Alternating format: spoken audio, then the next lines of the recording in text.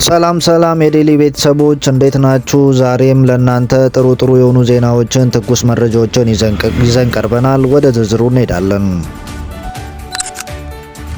ጠቅላይ ሚኒስትር አብይ አህመድ በነገው ዕለት የምክር ቤት አባላት ለሚነሳላቸው ጥያቄ መልስ ይሰጣሉ። ጠቅላይ ሚኒስትር አብይ አህመድ በነገው ዕለት ከህዝብ ተወካዮች ምክር ቤት አባላት ለሚነሱ ጥያቄዎች ማብራሪያ ይሰጣሉ ተብሎ ይጠበቃል። በፌዴራል መንግስት 2017 በጀት ዓመት የመጀመሪያው ዓመት አፈጻጸም ሪፖርት መነሻ በማድረግ ከምክር ቤት አባላት ለሚነሱ ጥያቄዎች አስተያየት፣ ምላሽ፣ ማብራሪያ ይሰጣሉ። በትግራይ ክልል ያለው ወቅታዊ ሁኔታ በማስመሰል ከኢትዮጵያ ሲቪል ማህበራት ድርጅት የምክር ቤት የተሰጠ መግለጫ። በሰሜኑ የሀገራችን ክፍል ተነስቶ የነበረው ጦርነት ተከትሎ ከሁለት ዓመት በፊት በፌዴራል መንግስትና ህዝባዊ ወያኔ ሓርነት ትግራይ ህወሓት መካከል በጥቅምት 23 2015 ዓ.ም የተፈረመው የፕሪቶሪያ ግጭት በዘላቂነት የማስቆም ስምምነት ለኢትዮጵያ እንዲሁም ለአፍሪካ ዲሞክራሲ ባህል ለመድ ያሳየው የኢትዮጵያ ህዝብ እንደ ህዝብ ያከበረው ሊቃን ወንድም ያስቀረቡ ችግሮችን የምንፈታበት ስልጡን የሆነ መንገድ በንግግር እንጂ በመሳሪያ መሆን የለበትም የሚለው መሪ ያቀፈ መሆኑን የሚታወስ ነው። ስምምነቱ መሳካት ሁለት ወገኖችና የአፍሪካ ህብረት ከፍተኛ ጥረት የሚጠይቅ ነበረ ሲሆን ለነዚህ መሳካት ሁሉም የበኩሉን ድርሻ በመወጣት ላይ ይገኛል። ከግጭቱ ማግስት በግጭት ውስጥ የነበሩ አካላት ወደ ነበሩት ሁኔታ ለመመለስ ብዙ አስቸጋሪና ውስብስብ ጉዳዮች ሊገጥሟቸው እንደሚችል ይታመናል። ጦርነቱ አንዱ ባህሪ ይኸው ስለሆነ በዚሁ ረገድ በሁለቱም ወገኖች ሲደረግ የነበሩ ጥረቶች የሚደነቁና በተለይ ህዝቡ ለሰላም የነበረው ትብብርና ድጋፍ ቀላል ግምት የሚሰጡ አይደለም። የሲቪል ማህበረሰብ ድርጅት ለጉዳዩ ትኩረት በመስጠት ለማገዝ ሲደረግ የነበረው እንቅስቃሴ ይበል የሚያሳይ ነው። የኢትዮጵያ ሲቪል ማህበረሰብ ድርጅቶች ምክር ቤት በዚሁ ረገድ የሲቪል ማህበረሰብ ድርጅቶች በማስተባበር መቀሌ በመገኘት የሰላም አጋርነት አሳይቷል። በተፈጠረው አስቸኳይ ሁኔታ የሲቪል ማህበረሰብ ድርጅቶች ለተፈናቀሉ ወገኖች የዕለት ደራሽ እርዳታ ድጋፍ ከማድረግ ባሻገር ዘላቂ አስተማማኝ ሰላም እንዲሰፍን መጠነ ሰፊ የሰላም ግንባታ ስራዎች እየሰሩ ይገኛሉ። ይሁንና ከጊዜ ወደ ጊዜ የፕሪቶሪያ ስምምነት በመተግበር ረገድ መሰናክል የሚፈጥር እንቅስቃሴዎች እያስተዋሉ ቆይተው አሁን ደግሞ እየተባባሰ የመጣው ድርጊት እንደ አንድ ጉዳይ እንዲባባስ አካል እየተመለከትነው እንገኛለን። ማህበረሰባችን ጦርነቱን ካላስተካከለው ችግርና ገና መላቀቅ ሳይቻል የትናንቱን እልቂት ሳይረሳ ደግሞ በሚደረገው ግጭት ለበለጠ ጉዳት እንዲዳረግ እጅግ ከፍተኛ ጥንቃቄ ማድረግ ያስፈልጋል። በግጭት ማንም የሚጠቀም የለም። ይልቁንስ መላው ማህበረሰብ በተለይም ሴቶች፣ ህጻናት ከዚህ ከፍ ሲል ሀገር ይጎዳል። እንዲሁም የተጀመረው አርአያ ያለ ጉዳይ በአጭሩ ሊያስቀር ሲችል ልዩነቱ በውይይት በንግግር የመፍታት በጎ ጅማሬዎች በእጅጉ ይቀረናል። የኢትዮጵያ ሲቪል ሰርቪስ ድርጅቶች ምክር ቤት እያስተዋለ ባለው ወቅታዊ ሁኔታ ከፍተኛ ስጋት ያለው ሲሆን ጉዳዩ በንግግርና በስልጣኑ ሆነ መንገድ መፍታት ጊዜውም የሚጠይቀውን ብቸኛ ተግባር እንደሆነ በጽኑ ያምናል። ከዚህ በመለስ ያለው ማንኛውም ሂደት ሁሉ የህዝባችን ስቃይ ያራዝማል ይሆን ሀገራችን ይበልጥ ተጋላጭ ያደርጋታል ይሆን እንጂ ምንም የተለየ የሚያመጣው ነገር የለም። ስለሆነም ጉዳዩ በቀጥታ የሚመለከታቸው አካላት የተፈጠረውን ችግር ሰላማዊ በሆነ መንገድ እንዲፈቱ እያሳሰብን ዓለም አቀፍ ማህበረሰብ በተለይ አፍሪካ ህብረት ኮሚኒኬሽን በጀመሩት መንገድ አስፈላጊውን ትኩረት የተለመደውን ድጋፍ እንዲያደርጉ እንጠይቃለን። በሂደቱ ውስጥ የኢትዮጵያ ሲቪል ማህበረሰብ ድርጅት ምክር ቤት የሚጠበቅበትን ድጋፍ ለማድረግ ዝግጁ መሆኑን ገልጿል። በተመሳሳይ ዜና የትግራይ ክልል በሰላም ደህንነት ቢሮ በክልሉ ውስጥ በአዲስ የቀበሌ መታወቂያ በማደል መጀመሩን አስታውቋል። የቢሮው ዛሬ ባወጣው መግለጫ በሁሉም የትግራይ ክፍሎች ውስጥ የቀበሌ መታወቂያ ህትመት ተጠናቆ ለስርጭት ዝግጅት መሆኑን አስረድቷል። በዚህ መሰረት ከዛሬ አንስቶ በሰሜን ምዕራብ ዞን፣ በማዕከላዊ ዞን፣ በምስራቅ ደቡባዊ ምስራቅ ዞኖች እንዲሁም በመቀሌ ከተማ ይህንን አዲስ የቀበሌ መታወቂያ መስጠት እንደጀመረ አስታውቋል። ቢሮው ጨምሮ ሁሉንም የክልል ነዋሪዎች ያንን መታወቂያ እንዲያወጡ ያሳሰበ ሲሆን ከተወሰነ ጊዜ በኋላ የክልሉ ውስጥ ከቀበሌ መታወቂያ ውጪ ሌላ መታወቂያ ይዞ መንቀሳቀስ እንደማይችል አስረድተዋል። በመሆኑም ነዋሪዎች በአካባቢዎች ከሚገኙ ቀበሌ በመሄድ አዲሱን መታወቂያ እንዲያወጡ አሳስበዋል። የውጭ ጉዳይ ሚኒስተር ኦስማን ሳሌ ዛሬ በአስመራ ለውጭ ሀገራት አምባሳደሮች እና ለተባበሩት መንግስታት ድርጅት ኃላፊዎች መግለጫ መስጠታቸውን የደረሰ መረጃ ያመለክታል። መግለጫው ወቅትም ሀገራቸው ኤርትራ የኢትዮጵያ ጎረቤቶች ሉዓላዊ የግዛት አንድነት እንዳታከብር ጫና እንዲያደርጉ ስትል የዓለም አቀፍ ማህበረሰብና የሚመለከታቸው አካላት ጠይቃለች ብለዋል። የውጭ ጉዳይ ሚኒስትር ኤርትራ በቀጠናዊ ግጭት ውስጥ ትገባለች በሚል የሚቀርብባት ክስ ጉዳዩ ማስተባበያ የሰጡ ሲሆን በኢትዮጵያ የባህር በር ፍላጎት ላይ ኤርትራ ያላትን አቋም ሲናገሩ ገንዘቡና ጊዜውን ያለፈበት የባህር ዳርቻ ፍላጎት ሲሉት ገልጸዋል። ኢትዮጵያ የባህር በር የባህር ኃይል ጦር ሰፈር ምኞቷም ግራ የሚያጋባ ነው ሲሉም ተደምጧል። ኢትዮጵያ በዲፕሎማሲ ወይም በወታደራዊ ኃይል የባህር ላይ መዳረሻ እና የባህር ኃይል ሰፈር ለማግኘት ባላት የተሳሳተ እና ጊዜ ያለፈበት ምኞት ኤርትራ ግራ ተጋብታለች ሲሉ ዲፕሎማቱ ገልጸዋል። በ2022 በሰሜን ኢትዮጵያ ጦርነት ካበቃ በኋላ ሰራዊቱ በኤርትራ ዓለም አቀፍ እውቅና በተሰጠው ድንበሮች እንዲዘዋወር ተደርጎ የሚሉት ኡስማን የኤርትራ ሰራዊት አሁንም በኢትዮጵያ ግዛት ውስጥ እንዳለ የሚናገረው ማንኛውም ሰው ስለ ኢትዮጵያ ውስጥ ችግር ኤርትራን ስም በመጠቀም ለማምለጥ የሚሞክር ነው ብለዋል። ከሰሞኑ በትግራይ ጊዜያዊ አስተዳደር ፕሬዝዳንት ጌታቸው ረዳ የቀረበው ውንጀላ የኤርትራ መንግስት የፕሪቶሪያውን ስምምነት የኢትዮጵያ ውስጥ ጉዳይ አድርጎ ሲመለከተው በዚህ ሂደት ውስጥ ጣልቃ የመግባት ፍላጎት የለውም በሚል ያስተባበሉት የኤርትራው የውጭ ጉዳይ ሚኒስትር በትግራይ ጊዜያዊ አስተዳደር በህወሓት መካከል እየተካሄደ ባለው የውስጥ ግጭት ውስጥ ኤርትራ መንግስት ምንም አይነት ሚና የለውም። ከዚህም ውጪ ሆን ብለው ውንጀላዎችን ወይም ክሶችን ሙሉ በሙሉ አንቀበልም ሲሉ ዲፕሎማቱ አስረድተዋል። ጌዲዮን ጢሞቴዎስ ለአፍሪካ ህብረት ኮሚሽን ምክትል ሊቀመንበር አምባሳደር ሰልማን ጋር ተወያዩ። የውጭ ጉዳይ ሚኒስትር ጌዲዮን ጢሞቴዎስ የአፍሪካ ህብረት ኮሚሽን ምክትል ሊቀመንበር ሰልማን ማሊካ ከሃዲድ ጋር በጽህፈት ቤታቸው ተወያይተዋል። የኢትዮጵያ የአልጄሪያ አምባሳደር የሆኑት ባገለገሉበት ጊዜ ሁለት ሀገራትን ግንኙነት በማጠናከር ረገድ ለሰሩትና አመሰግናለሁ። በአፍሪካ ህብረት ኮሚሽን ምክትል ሊቀመንበርነት የተሳካ ጊዜ እንዲሆንላችሁ ተመኝተዋል። ኢትዮጵያ እንደ አፍሪካ ህብረት አስተናጋጅ አገር ለተልዕኳቸው ስኬት ድጋፏ እንደምትሰጥ መግለጻቸውን የውጭ ጉዳይ ሚኒስቴር መረጃ ያመለክታል።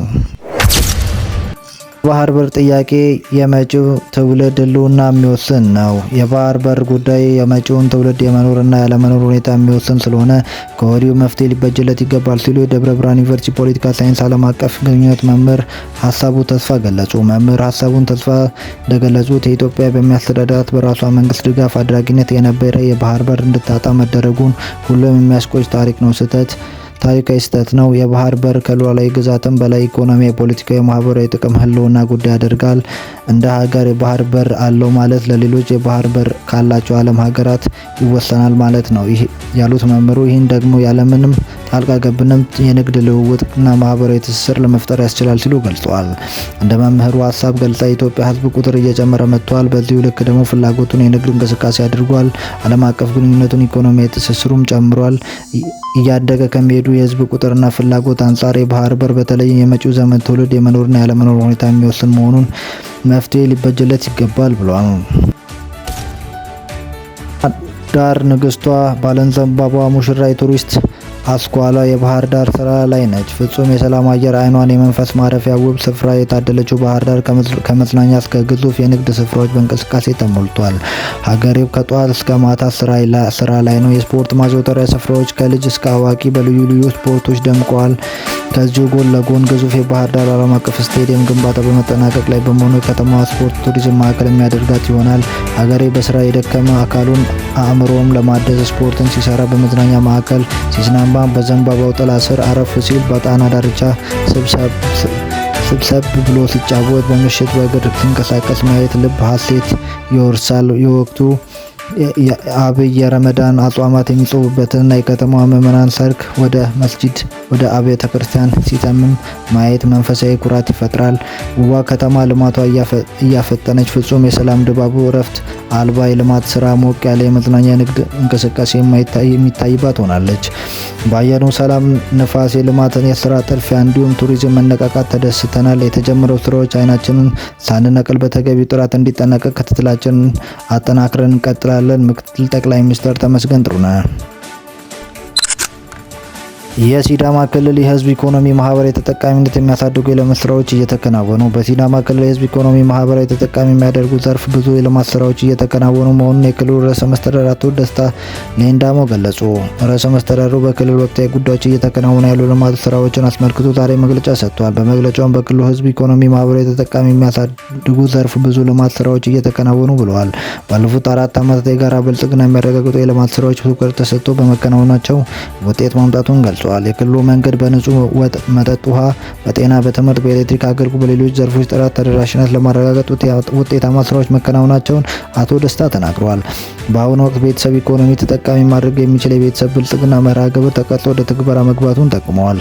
መርሃ ግብሩ በውስጡ በተለያዩ አካባቢዎች የሚተገበሩ የኢኖቬሽንና ፓኬጆች እንዳሉትም የገለጹት የክልሉ ጸጋዎች በመጠቀም ዜጎች የስራ ዕድል ተጠቃሚ ለማድረግ ትኩረት ተሰጥቶ እየተሰራ መሆኑን ጠቁሟል። በዚህ በርካታ ተጠቃሚዎች ለማድረግ ተችሏል ብለዋል።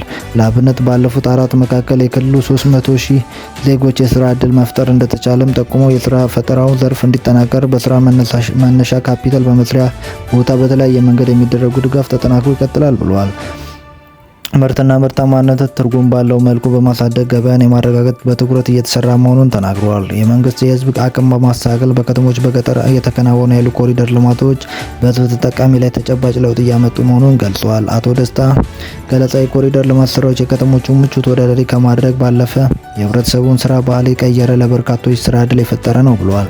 ህዝቡን በክልሉም ባለፈው የሰላም ልማት እንቅስቃሴ ተጠቃሚ መሆኑን ያወሱት ርዕሰ መስተዳድሩ የክልሉ አመራር ከህዝቡ ጋር ተቀራርቦ እየሰራ መሆኑን ገልጸዋል ሲል ኢዜአ ዘግቧል።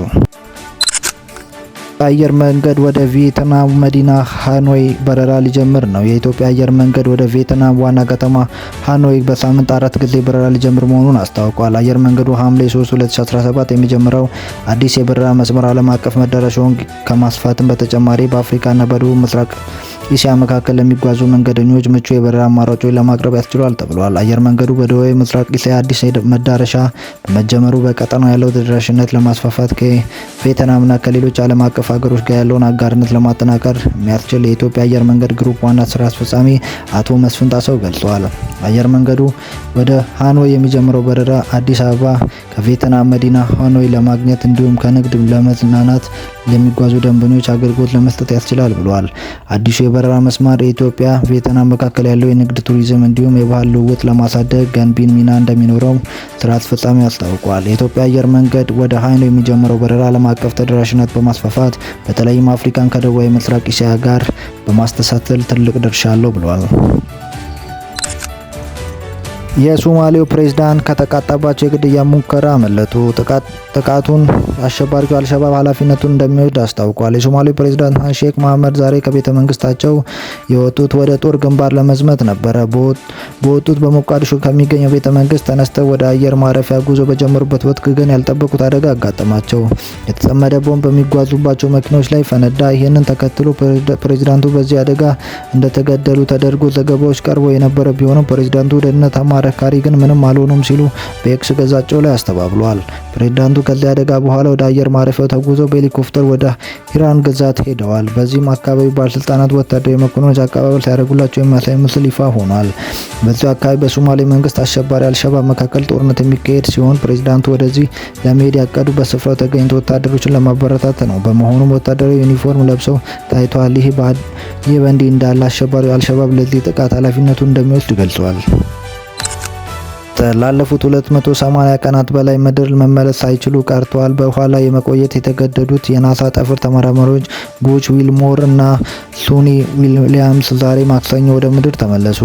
የሳተላይነር ጠፈርተኞቹ ከ17 ሰዓት ጉዞ በኋላ ምድር ላይ የደረሱት የኤለን መስክ ንብረት በሆነው ስፔስ ክሪው ድሮን ካፕሱል ተሳፍረው ነው። ተሽከርካሪዎቹ ለ8 ቀናት የተላኩ ቢሆኑም በጠፈር ውስጥ 286 ቀናት መቆየታቸው ግድ ሆኖባቸው ቆይቷል። ሰብስክራይብ፣ ሼር፣ ኮመንት፣ ላይክ በማድረግ ትብብራችሁ አይለየን እንላለን። እናመሰግናለን።